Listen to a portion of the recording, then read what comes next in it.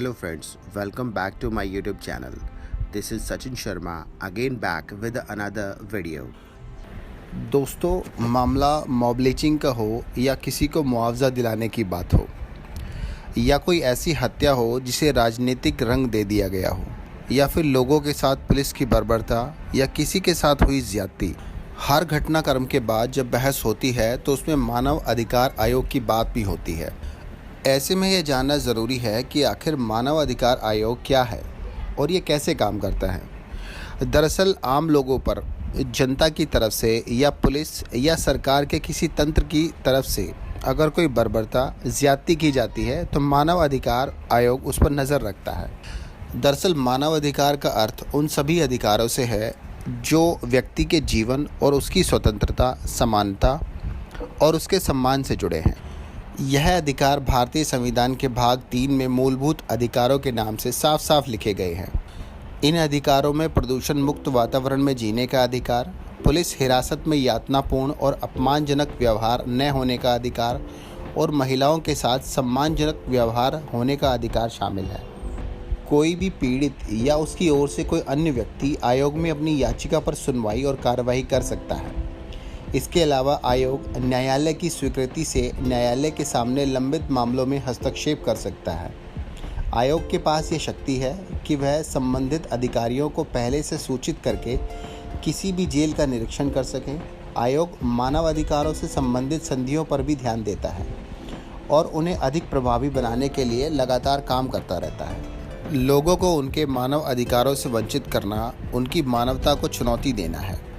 कोई भी व्यक्ति बिना किसी भेदभाव के इन अधिकारों को प्राप्त करने का हकदार होता है। इन्हीं अधिकारों का अनुसरण करते हुए भारत में मानव अधिकारों में अधिक जवाबदेही और मजबूती लाने के उद्देश्य से मानव अधिकार संरक्षण अधिनियम 1993 बनाया गया है।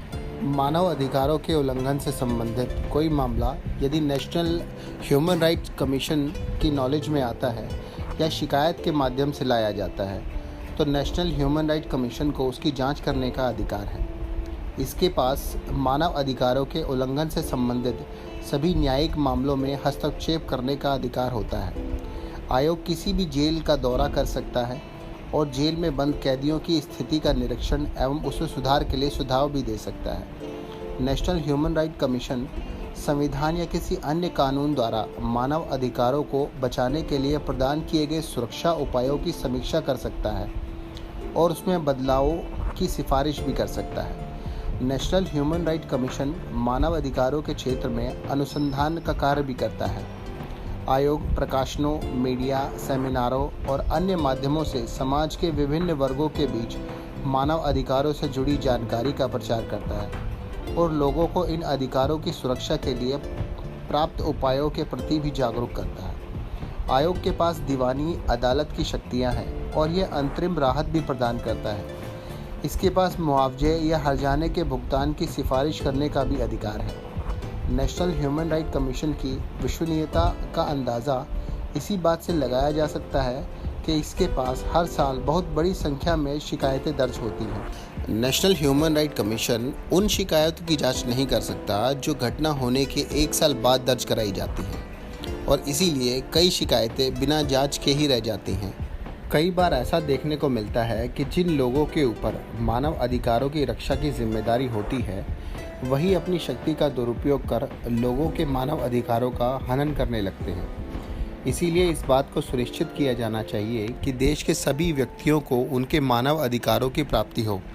यद्यपि मानव अधिकार विभिन्न कानूनों द्वारा संरक्षित हैं, पर अभी भी लोगों, समूहों और कभी कभी सरकार द्वारा इसका उल्लंघन किया जाता है। उदाहरण के लिए पूछताछ के दौरान पुलिस द्वारा यातना की आज़ादी का अक्सर उल्लंघन किया जाता है। इसी प्रकार गुलामी से स्वतंत्रता को मूल मानव अधिकार कहा जाता है, लेकिन गुलामी और गुलाम प्रथा अभी भी अवैध रूप से चल रही है। मानव अधिकारों के दुरुपयोग की निगरानी के लिए कई संस्थान बनाए गए हैं। सरकारें और कुछ गैर सरकारी संगठन भी इसकी जांच करते हैं। आज के समय में मानव अधिकार एक ऐसी सुविधा है जिसके बिना हमारा जीवन काफ़ी भयावह और दयनीय हो जाएगा, क्योंकि बिना मानव अधिकारों के हम पर तमाम तरह के अत्याचार किए जा सकते हैं और बिना किसी भय के हमारा शोषण किया जा सकता है।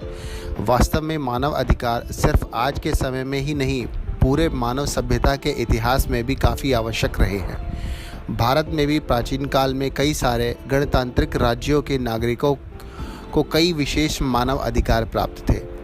आज के समय में अंतर्राष्ट्रीय स्तर पर कैदियों से लेकर युद्ध बंदियों तक के मानव अधिकार को तय किया गया है। इन अधिकारों की देखरेख और नियमन कई प्रमुख अंतर्राष्ट्रीय संस्थाओं और संगठनों द्वारा किया जाता है। यदि मानव अधिकार ना हो तो हमारा जीवन पशुओं से भी बदतर हो जाएगा। इसका प्रत्यक्ष उदाहरण आज के समय में कई तानाशाही और धार्मिक रूप से संचालित होने वाले देशों में देखने को मिलता है, जहां सिर्फ अपने विचार व्यक्त कर देने पर या फिर छोटी सी गलती कर देने पर किसी व्यक्ति को मृत्युदंड जैसी कठोर सज़ा सुना दी जाती है, क्योंकि ना तो कोई वहां मानव अधिकार नियम है और ना किसी तरह का कानून है। इसके साथ ही ऐसे देशों में सज़ा मिलने पर बंदियों के साथ पशुओं से भी बुरा सलूक किया जाता है। वहीं दूसरी तरफ लोकतांत्रिक देशों में मानव अधिकारों को काफ़ी महत्व दिया जाता है और हर एक व्यक्ति, चाहे वह अपराधी हो या युद्धबंदी क्यों ना हो, उसे अपना पक्ष रखने का पूरा अधिकार होता है, उसे पूरा अवसर दिया जाता है। इसके साथ ही सज़ा मिलने पर भी उन्हें मूलभूत सुविधाएं अवश्य दी जाती हैं।